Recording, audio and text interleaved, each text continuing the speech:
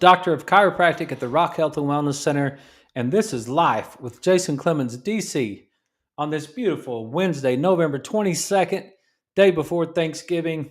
We're coming to you right here from the Rock Health and Wellness Center studios and 98.7 Walk by Faith Radio and 1420 AM Lubbock Christian Nation and 987radio.com and Live 365 app. So if you want us, you can have us anywhere in the world right here from Lubbock, Texas. And I know that tonight is a busy night.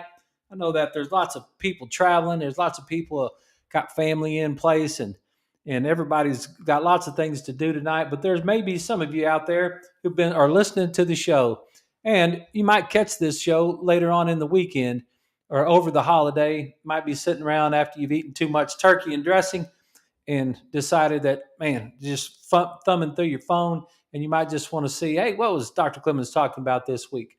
And for all those of you that are out there listening to us on the radio, if you're listening to us on the radio, then you're not busy with grandkids or kids or driving down the road somewhere. Maybe you are, if you can drive down the road and listen to us on Live 365 on your phone and at Walk by Faith. But I thought we'd still do this show tonight, and we'd continue with our book review.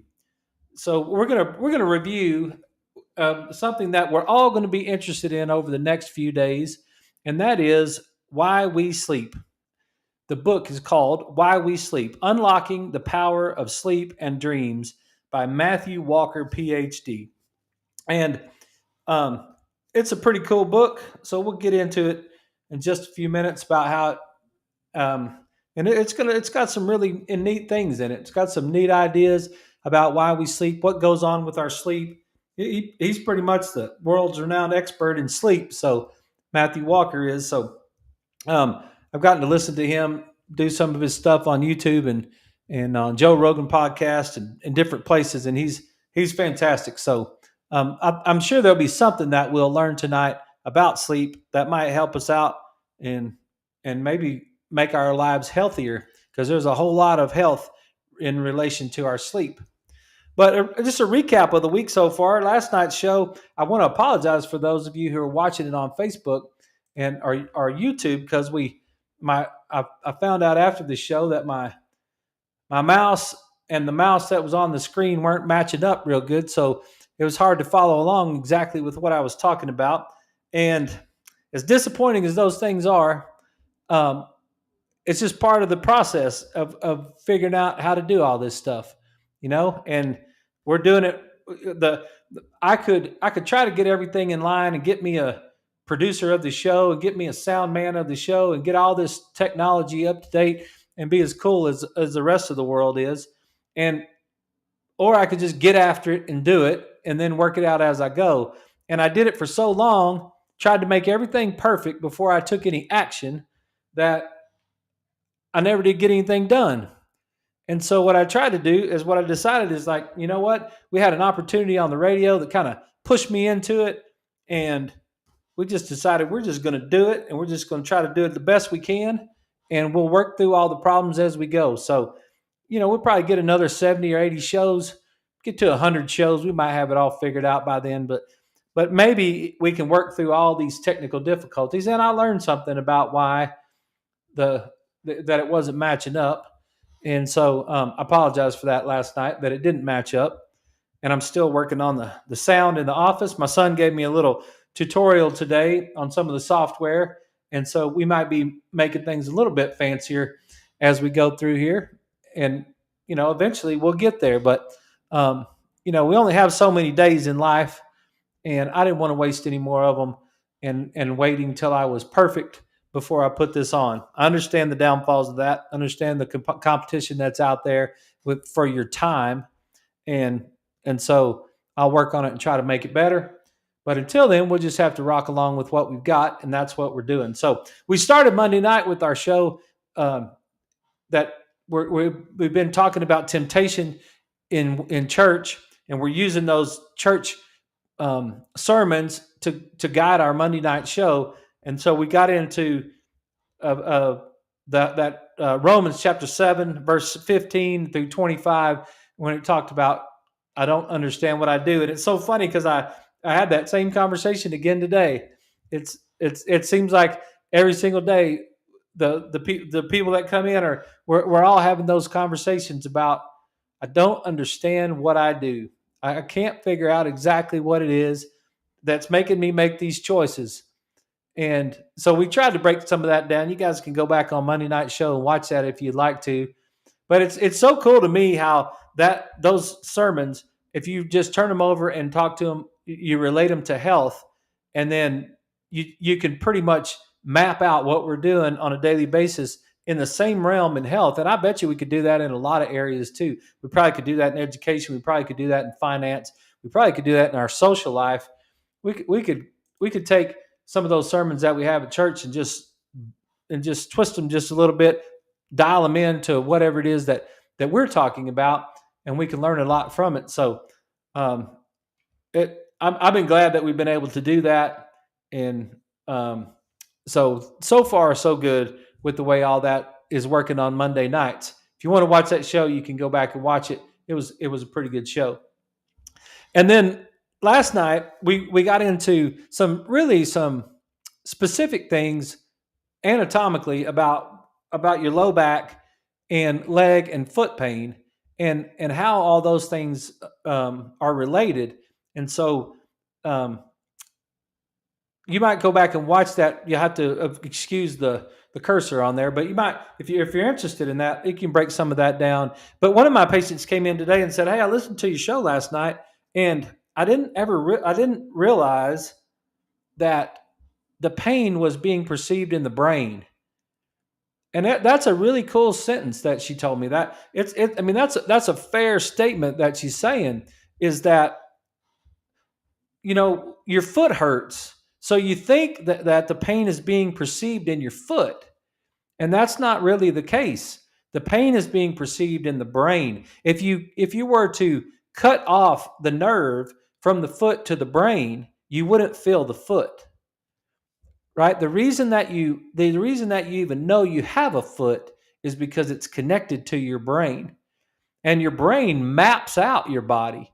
Your brain, each side of the brain has a different mapping system, but your brain maps out your body, and so it's perceiving what's going on. One of the best examples I got of that pain model was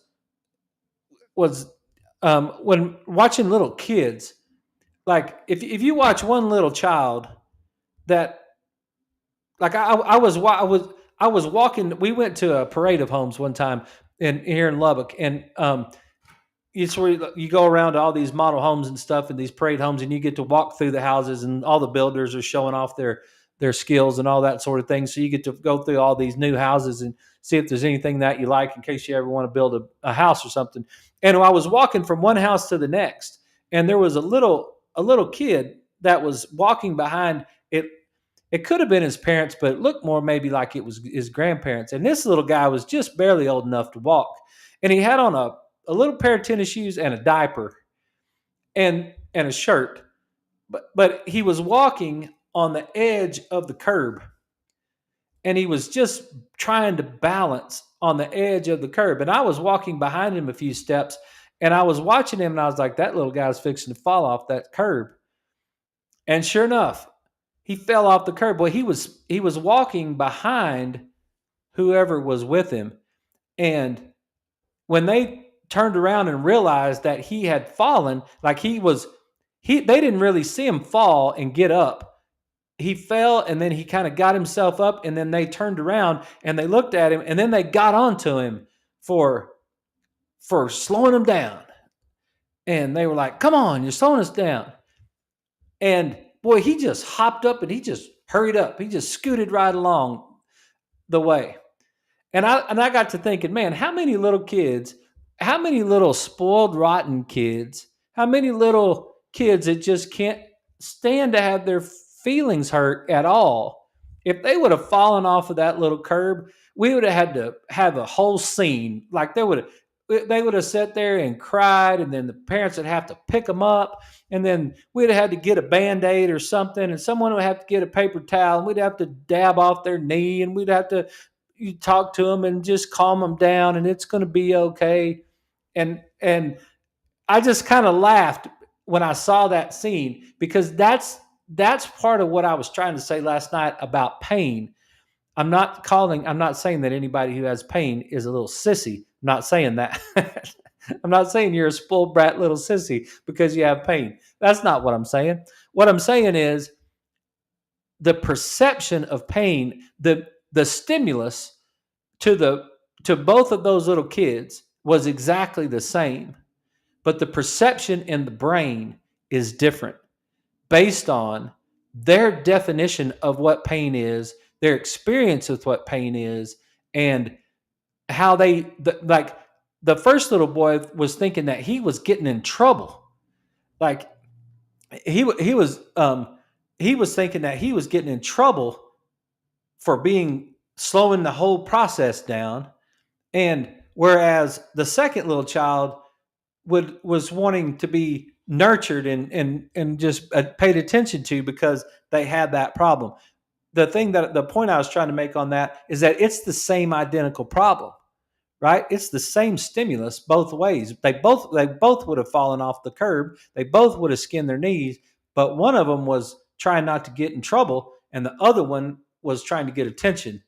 And those two things changed the way that they perceived it in their brain. So what I'm saying is that I just use that example to try to share the idea that the status of your brain, what's going on in your head, is going to influence one way or the other the way that you perceive pain. And so if you cannot handle, if you cannot change the pain signal for whatever reason, say you've got, like I showed the spine last night, that was degenerative. If the spine's degenerative, then you may not be able to change the pain signal that's happening from the lower part of the body. You may not be able to change the way that your foot is structured, or you may not be able to change what's going on down in the lower part of your body, and that might be the constant of your pain. But what you can change is the environment in your brain. What you can change is the perception in your brain. What you can change is the inflammation in your brain and the firing mechanisms of your brain. I was talking to one of my counselors today, and this is a new one, a new book that it will be on our book list pretty soon, but called Brain Spotting. And it comes from that lower EMDR that we have talked about in the past about the bottom up approach. Well, she's an EMDR practitioner, and now she's starting to study this new thing called brain spotting, where you actually can put your eyeballs in a certain position. Like if you look up into the left and you put your eyes in a certain position, you can either feel your body calming down or you can feel your anxiety ramping up. And that's because what you're doing there is you're putting your eyes in the position that fires the pathway in your brain that's already been established for that physiological response. So when you move your eyes in a certain position, you can either drive yourself into anxiety or you can calm yourself down out of anxiety. And that's what the concept is with brain spotting. And I haven't had a chance to read that book yet. I'm really interested to see what the author is going to say and the technique that's used and how you kind of get to it. But the point of that is that you can manipulate, if that's an acceptable word, you can manipulate the way that your brain functions just by moving your eyes. I've got a patient that keeps trying to refer a person who's a quadriplegic to my office and who's in a wheelchair. And I think it was from MS, maybe. I think is actually why the person is that way. And the family member or whoever's responsible for this person, they will not bring him to the office because they cannot conceptualize the idea that chiropractic care is not just popping and cracking your back, right? Chiropractic care is nervous system function. At least it is at the Rock Health and Wellness Center. And so the idea that that there's nothing we could possibly do for him. I have another patient whose mom has had back surgery, and she doesn't want to come to the office because she's had back surgery, because she just doesn't understand the things that we can do to help that person, that without ever moving the joint of the spine. Because I've got patients, I adjusted a lady today that has that rods and screws in her low back. I've got multiple patients with rods and screws. I've got patients that are missing certain bones in their neck. I've got patients who've have had compression fractures in their spines. I've got really osteoporotic older people, and I adjusted a little guy this week. He can't be but a few months old. That's his mama brought him in and said he's really having a really hard time because he will not turn his head to the left. He only turns his head to the right, and I don't know exactly. He's not but a month or two old, I don't think, and little bitty guy. And so what we did is we put him on the table and we checked some of his reflexes, and I noticed that one side wasn't quite firing exactly the way that I thought it should. That just stroking of his cheek right there, and so we just did some really easy stuff with him, and of course we did. He's 2 months old, right? And he's a little bitty guy, and that was the treatment. The treatment was to stimulate that pathway a little bit to see if we could. And I used a tuning fork in his hand, and I used a tuning fork actually down on his patellar tendon, and I used a tuning fork, and then I stroked his face a little bit, and then he got to where he was turning his head to the left and a little bit more while we were there. So his dad came in and got adjusted today, and I said, "Hey, how'd this little guy do with his adjustment? Did he do all right?" And because he was a little fussy when he left, and he's like, "Yeah, he was great when he went home." And when we laid him down, he just turned his head to the right, and then he turned his head back to the left, and he just looked at all the toys that were on the left side and said, it wasn't a couple of hours after he got adjusted when they noticed that he was turning his head to the left. I didn't go in there and crack and pop his spine. You can't. My fingers are bigger than his whole neck, right? So, plus, that's not what you would do. That's not the way that you would handle that. So, the point of it is the physiology of the body and the function of the body is related to the way that the brain is firing. That's what I was trying to make. That is some of the information I was trying to relay last night. Is that that's where we should start. We know that we can't control those things. If you're in a situation where you can't control those things, lower. If you can't control if your spine is so worn out that you can't control the level of your spine, then what you may be able to control is the eyes. You may be able to control your hands. Your hands may be able to move your brain. You may be able to dampen some of those receptors that were firing into the brain. We may be able to dampen some of those receptors by moving our eyes in different directions. So, and that's what we would do with those people that have those plates and screws and all those sort of things in their spine, is we've just got to be able to move those eyes in different directions and create different types of input, maybe some vibration on the feet, maybe some vibration on the hands, maybe some sort of moving the joints that we can move in certain pathways in certain ways so that we can address those situations for those people. So that's kind of the idea, that if you want to try to decrease some of the pain, you can do some of that by moving your eyes, getting your eyes to move and work. It's basically working your brain with your eyes and trying to make that happen. So that's what we talked about last night. It was pretty cool. I enjoyed it. It was it's not often that we break down those things on the show, and because I'm not super inspired by them, but I will address them if you got something. And that reminds me, if you do have something and you're listening to us on the radio, or if you have a question in the middle of the show, you can text us at 806-794-0400, and I will get back to you either during the show or after the show.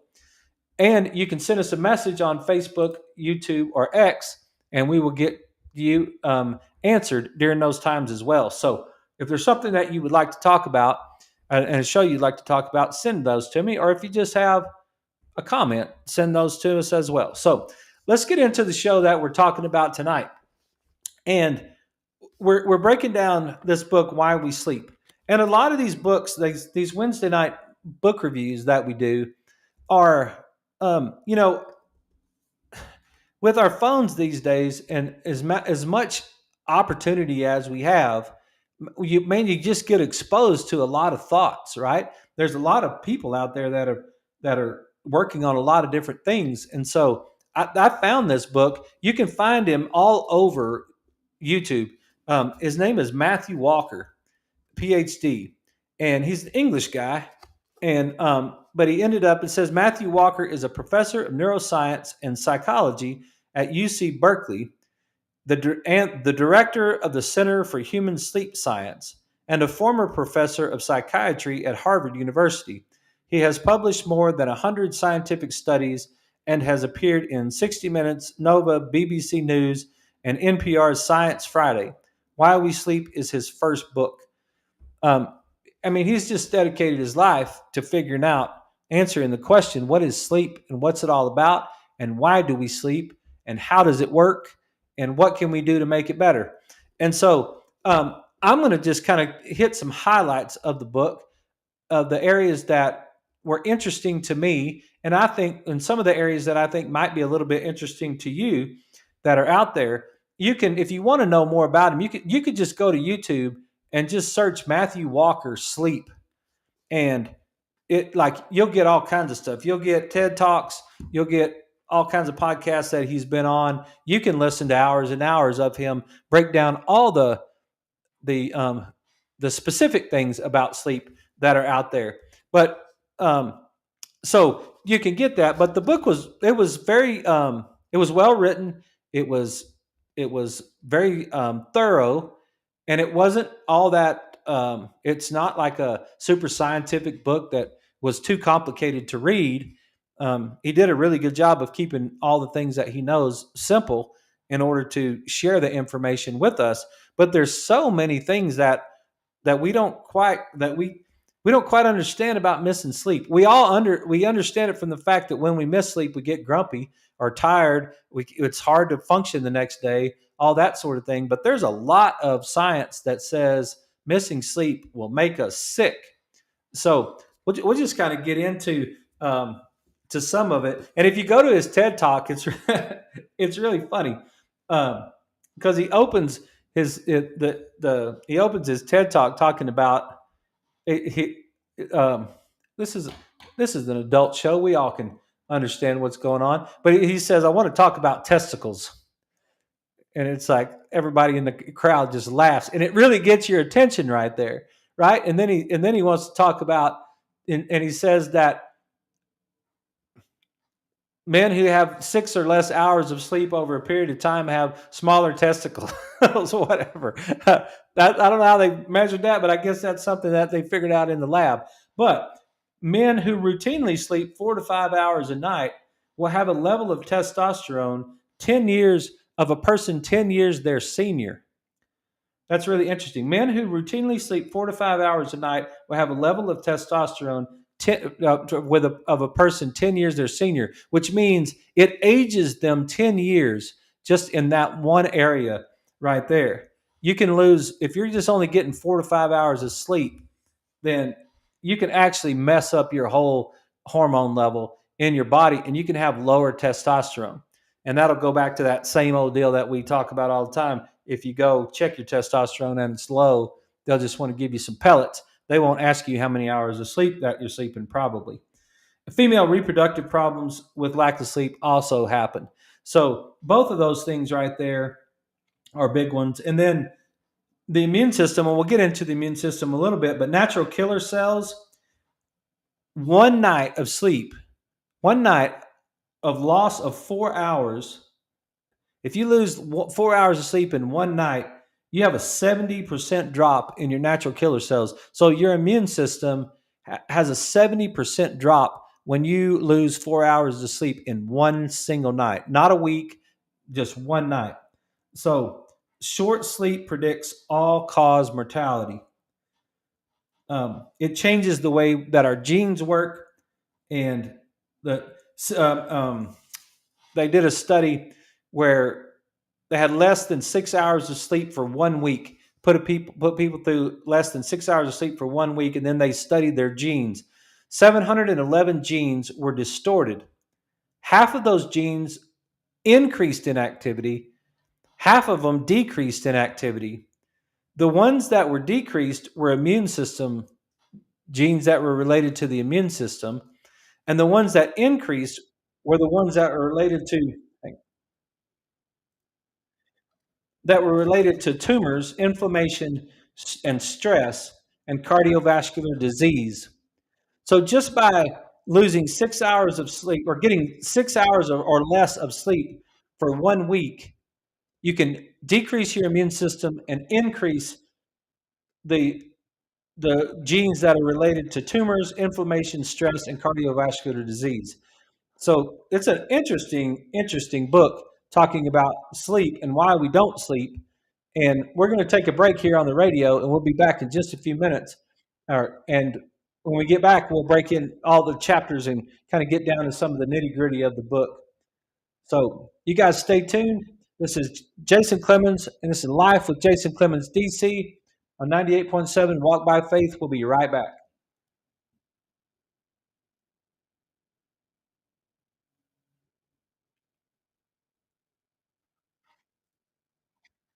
That gets your attention a little bit because it's something that just starting off when you talk about um, so many different ways that hormones get disrupted, and why exactly are we not sleeping, and what are we doing when we're not sleeping, and is it is it something that is is it caused from social norms, right? Or I think one of the biggest things that disrupted sleep, um, that started the whole thing, is electricity, right? If you think about before electricity came along, we went to sleep when it got dark. Like it's dark outside right now. Like if we had no electricity, what would we be doing? We wouldn't be doing a podcast or a show on a Wednesday night, right? We wouldn't be talking about a book on a Wednesday night if we didn't have any electricity. We'd be just sitting here in the dark. There wouldn't be anything to do. We'd have to build a fire maybe, but we still wouldn't be able to do much. So we would sleep, and that was an interesting. One of the interesting points of the book was the definition of midnight and where that actually came from, and the definition of midnight. And used to it was the middle of the night, like it was actually midnight, right? And he makes a point in the book here, and he says, yeah, he's like, can you imagine what we call midnight now? Like midnight's just the it's the it's time to check our email or something, is what he says in the book, right? We've got electricity, and electricity allows us to go through the to stay up all in the dark, and that light is what's actually hitting our eye. And I'm going to get into that as soon as we get back from the break. It's exactly what is the light that's causing the problem, and or how does the light cause the problem? And that's something that's an interesting way of it reveals to us why we can't sleep. There's two different kinds of it's that we get into the circadian rhythm. He's going to get into that here in just a second, and then he's also going to get into a thing that he calls sleep pressure. And sleep pressure is actually a buildup of a chemical that's inside the body. And I'll get to that here in just a second when we get back from the break on the radio. But I was just thinking about the things, man, we got to get up.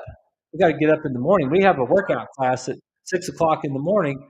And so my alarm is set for 5:05 to get up and go. And I know there's a lot of you out there that get up early in the morning, right? Get up before the sun comes up. And really, that's not necessarily the healthiest thing to do. The light is what should wake us up. We should sleep till the light from the sun hits our eyeballs, and that starts the process of waking us up. So interesting.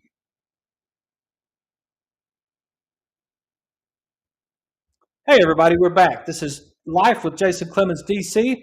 and we are breaking down the book Why We Sleep by Matthew Walker. So let's get into some of the issues or some of the thoughts that he brings um, to the book. So a third, more than a third of adults in many developed nations fail to obtain the recommended 7 to 9 hours of nightly sleep. That's what he's recommending is 7 to 9 hours of nightly sleep. I doubt you are surprised by this fact, but you may be surprised by the consequences. Routinely, sleeping less than 6 hours a night weakens your immune system, substantially increases your risk of certain forms of cancer. Insufficient sleep appears to be a key lifestyle factor linked to your risk of developing Alzheimer's disease. It disrupts blood sugar. It increases your likelihood of coronary arteries becoming blocked, and it puts you on a path towards cardiovascular disease, stroke, and cognitive heart failure. Congestive heart failure. Fitting Charlotte Bronte's prophetic wisdom that a ruffled mind makes a restless pillow. Sleep disruption further contributes to all major psychiatric conditions, including depression, anxiety, and suicide. So there's a lot of problems when we're not sleeping, right? Too little sleep swells concentration of a hormone that makes you feel hungry while suppressing a companion hormone that otherwise signals food satisfaction. How many of us actually thought about when we wanted to lose some weight that we needed to make sure that we get proper sleep, 7 to 9 hours of sleep a night? That sometimes is not necessarily on our weight loss program, right? It is a proven recipe for weight gain in sleep deficient adults and children alike. The shorter you sleep, the shorter your lifespan. Numerous components of wellness and countless seams of societal fabric are being eroded by our costly state of sleep neglect.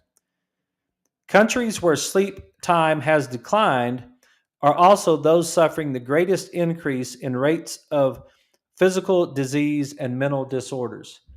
So, and it was the United States, the UK, Japan, and South Korea.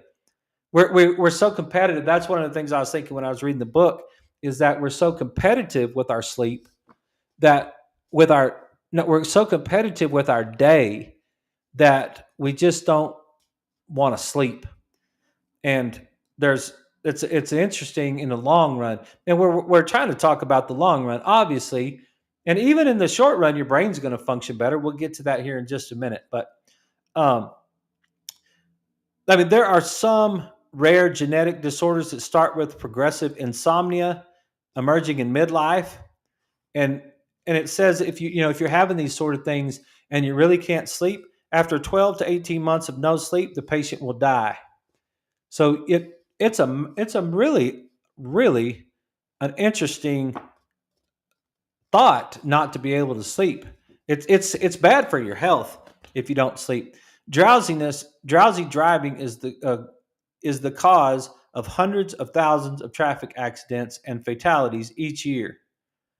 That's really interesting too. If you're driving and you don't have enough sleep, or truck drivers that are drowsy sleeping basically have a loaded weapon right there in their hand, and the damage that could be done by a semi truck from someone who's driving that's not getting enough sleep can be massive. It can change lives in a hurry. Some of you may have had that experience. Um, so some of the ideas about what happens when you sleep and what are the things that you can't do. Well, when you're asleep, you cannot gather food, you cannot socialize, you cannot find a mate and reproduce, you cannot nurture or protect your offspring. Worse still, sleep leaves you vulnerable to predators. Sleep is surely one of the most puzzling of all human behaviors. So that's kind of the things. That's what I'm saying about our competitive nature. We got to work. We got to work, and we got to work, and we got to work, and then we got to get up early, and we got to work. So sometimes we won't get to bed till 11 or 12 o'clock at night, but then we got to get up at 5 o'clock in the morning, and we got to go to work. Well, there's a lot of study that says your immune system is decreasing in function, and your your genetics is changing to move you towards tumors, cancers, inflammation, cardiovascular disease, and all those sort of things. So sleep is a major component of what's going on. So he was Matthew is an interesting guy. He went to study at the Queen's Medical Center in England, and then he decided to study neuroscience after graduating. Obtained his PhD in neurophysiology, supported by a fellowship from England's Medical Research Council in London. He conducted most of his stuff at Newcastle University. He was examining patterns of electrical brain activity in older adults and early stages of dementia. So it was dementia that was the biggest thing that started his pathway. And so he began assessing brainwave activity from his patients during awake and sleep. And then he saw where sleep could potentially be used as a new early diagnostic litmus test to understand which type of dementia and individuals would develop, because there's different types of dementia. So he's been working at it for a long time. Then he ended up at Harvard, and then he ended up eventually at UC Berkeley. And he's worked with the NBA, the NFL, and Pixar Animation, government agencies, and well-known technology and financial companies. So I really feel like he's very well versed and knows exactly what he's talking about when it comes to sleep. And he's done lots of research and lots of science to support what he's been doing there too. So he learns a lot. So one of the things that I wrote down is that, you know, we know about the circadian rhythm, right? Well, I didn't really understand. Circadian is is a combination of circa, which I did learn from my 11th grade history teacher, but which means around, and then dian, dian, um, is really from diam, which means day. So your circadian rhythm just means around the day. And they did some studies with some plants, because one of the researchers was watching this plant and how it moved with the sun as it moved through the day. And they thought, you know, kind of like a sunflower does. The sunflower watches the sun as it goes through the day. And this particular plant was doing that same thing. And then at night, it almost like bowed its head and took all its leaves in and closed down at night. And then in the morning time, it opened itself back up. And for years and years and years, they thought that that was caused just from the sunlight. The sunlight was somehow stimulating that plant. Well, this guy had this brilliant idea. What if I put that plant in the dark? Would it do exactly the same thing? And and so they put the plant in the dark, and then he would check on it every once in a while and see what was happening. And what was happening was exactly the same thing that the plant was doing when it was in the sunlight. And they were like, how in the heck did that, like, what is that doing? And it was like, it's not the light. It's not the light that was actually causing that whole thing that to happen with the plant. There was some sort of intelligence in the plant that was doing that. There was a rhythm, that circadian rhythm. And that circadian rhythm gets set, and it pretty much gets set by this little nucleus in your brain that sits right above the crossing of where your optic nerves come into your brain. So each eye, the optic chiasm, each eye brings nerves in and they cross. And when they cross, there's a little place right there, and this little nucleus sits above that little crossing area, and it's using light to determine the circadian rhythm. And in us, and then the rhythm gets set, and then the light actually resets it on a daily basis. And so that's because it's actually the circadian rhythm. What they found out, two scientists decided they wanted to try it out. So they went to some deep cave. I think it was in Kentucky. And they went into this deep cave that had no sunlight at all. And the guys were going to try to stay in there for 6 months and see if they could last 6 months inside this cave with no sunlight whatsoever. And they had some ways that they could take their body temperature, and then there was some ways that they could, keep all of their statistics and everything down there. They even had to put their cots, it said, in buckets of water to try to create like a little moat so that the the legs of the cot was in a bucket of water so that the bugs wouldn't get on them when they were down there. That's kind of freaky, really. But um, so what they discovered is that at different times, younger people's circadian rhythm actually stretched out. It went from 24 hours up through 26 hours. It kind of stretched itself out. So there was one guy that was in his 20s, there was another guy in his 40s, and both of those guys were scientists that were down in that cave. The one in his 40s pretty much stayed right at 24 hours, just a little bit more. It was like 24 hours and 15 minutes. And so what they've actually discovered is that our circadian rhythms are about 24 hours and 15 minutes. And so in order to keep us on track, because if you think about that, if you did that every single day and you were 15 minutes over, and you were 15 minutes over the next day, and you're 15 minutes over the next day, pretty soon you're going to be off track. Your circadian rhythm, the rhythm that you have that gets that releases melatonin basically, and the way that you move throughout the day is would be, it would get off track. So there's ways to reset it, and one of the main way that we reset it is through light, and that's how each morning when the sun comes up, it kind of is a reset on that 24-hour period that resets us so that we can get that circadian rhythm to be reset on a daily basis. But there are other ways that we can also reset from our circadian rhythm. It's not just light that helps us reset. The brain can also use other external clues such as food, exercise, temperature fluctuations, and even regularly timed social interaction. You can almost make your body wake up or make your body go to sleep, or reset the way that your body wakes up and goes to sleep on your circadian rhythm by those things right there.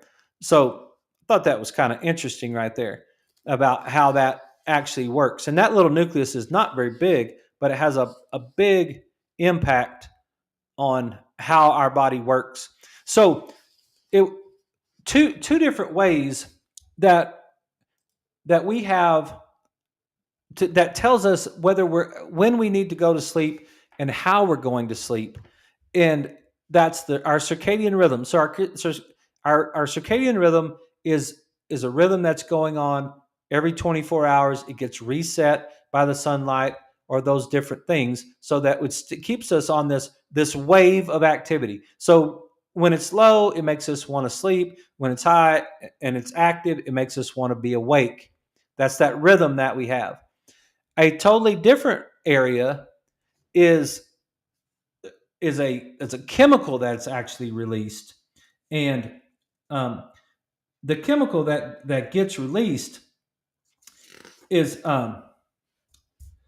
adenosine, and and I know that's not necessarily important to you guys that's listening, but right about dusk, right when the sun starts to go down, we start to get this flood of melatonin, because melatonin is the thing that tells our body when we need to sleep.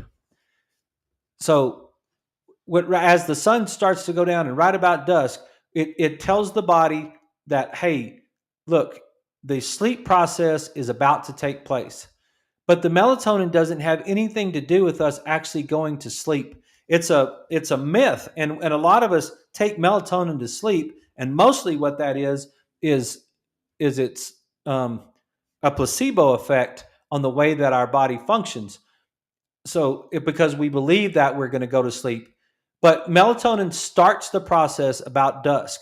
But then all day long, from the time we wake up in the morning, all day long, we start getting an increase of this chemical adenosine inside our body, and it rises and it rises and it rises and it rises and it rises and it rises, and then the melatonin kicks in, tells our body that it's time to sleep, and the circadian rhythm is in rhythm with that usually, and that tells our body that it's time to go to sleep, and it starts the process of. And what happens is the adenosine it docks with receptors in the brain. That chemical actually docks with receptors in the brain, and it decreases the brain's function in order to put the body to sleep. So that is building up throughout the day, all day long, and it's telling us that we need to go to sleep. So the circadian rhythm is helping us, and the adenosine is helping us, and those are the two ways that we go to sleep. The melatonin is simply the kickstarter of the sleep process. I thought that was interesting. You guys might not understand that either, but and even after I explained it a little bit, you still might not understand it. But melatonin kicks off the process right about dusk, and then we move into the dark, and then now we're really got those high levels of melatonin right there, and then that lasts to about that we get into the about 4 a.m., and then all of a sudden those start to die off a little bit, and then the sunlight that hits our eyes through our eyelids starts the process of waking us up, and it starts to dampen that adenosine right there and really turns it off and releases it from those receptors. And so, um, one of the things that disrupts that is caffeine. And what caffeine does is caffeine actually blocks the receptor. It's not so much that it's stimulating us to move as much as it's blocking the receptor of the adenosine that keeps us from going to sleep. And it's really interesting when you get into caffeine, because what we might not be thinking about is the half-life of caffeine. How long does caffeine actually last in our body?